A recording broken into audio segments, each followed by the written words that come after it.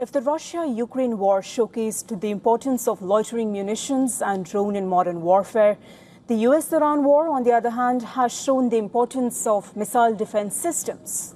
While Trump thinks US has adequate stockpiles, US allies and enemies are not convinced.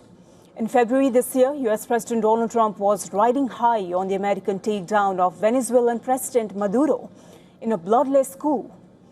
He kept talking about American military's next-age weapons at every press briefing. Trump mistook Iran to be another Venezuela. He thought taking out Khamenei and few days of aerial bombing would bring the regime to its knees. But 6 months down the line, the situation could not be more different. Iranian missiles struck multiple US bases in West Asia, inflicting heavy damage. While US and its allies, including Israel, Saudi Arabia, Qatar and UAE, did manage to intercept over 80% of missiles, the cost has been steep.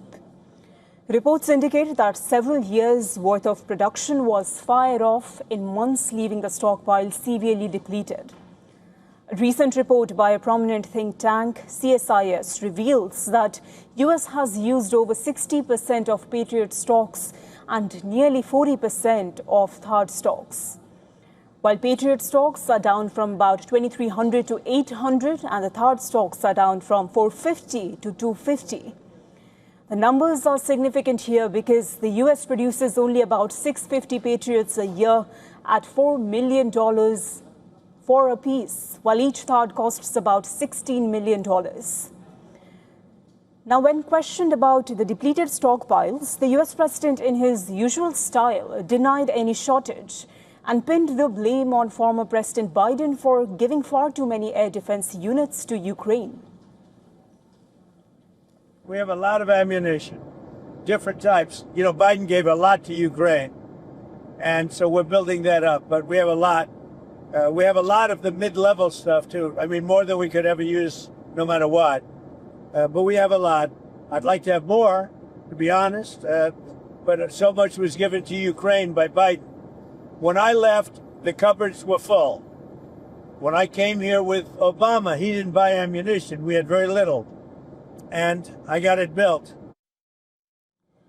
Well, Trump may blame Biden and Ukraine for lower reserves, but the fact is, while the US stockpiles are significantly down, reports indicate Iran still retains close to 70% of its ballistic missile capacity from the pre-war times. Even as US allies from West Asia to Ukraine, they await fresh supplies of Patriot and THAAD, Russian missile production remains intact at about 120 a month. China reportedly has a ballistic missile stockpile of 3,000, and North Korea too continues to produce missiles, which it has also shared with Moscow. So the results are quite clear here. While Ukraine was able to intercept close to 90% of Russian missiles till last year, thanks to the 130 Patriots it received every year, it has only been able to intercept 1 out of 70 Russian missiles in first 10 days of August. Since the beginning of 2026, Ukraine started receiving about, and it's important that Anatoly Mykolaiovich Krivonozhko is here. He will confirm this, the head of the Air Force. Ukraine started receiving just a third of the anti-ballistic missiles. The US government signed a mega $58 billion deal with Lockheed Martin recently to triple the production of Patriot missiles, but that too is expected to happen only by 2030. No, that's the opposite. No, I'm making it much safer. You see, I'm actually making it much safer. Kim Jong-un has always treated me with great respect. And we met on numerous occasions, actually, 2 primary occasions, spoken and spent time. I understand him, he understands me. You're doing war games. I get along with him. You know, he didn't like Biden, he didn't like Obama, he didn't like anybody. But I get along with him very well. No, what I'm doing is making things safer. A strong South Korea-U.S. alliance and strengthening our independent defense capabilities are mutually reinforcing. A strong alliance makes the foundation of security stronger, and strengthening our own capabilities increases our value and necessity as an ally. The scaling down of the US-South Korea military drills are a clear indication about the shifting ground reality. Even Trump has understood the need for reset.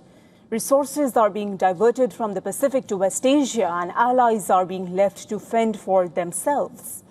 The US president may continue to deny any dent to US's military might.